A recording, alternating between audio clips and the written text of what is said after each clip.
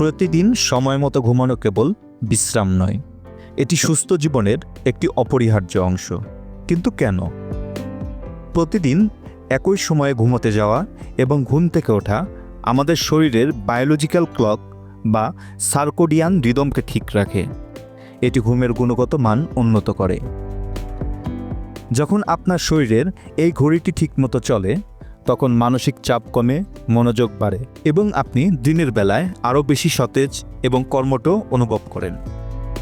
এই নিয়মিত অভ্যাস হরমোনের ভারসাম্য বজায় রাখে, যা হৃদরোগ, ডায়াবেটিক্স এবং স্থূলতার ঝুঁকি কমাতে সাহায্য করে।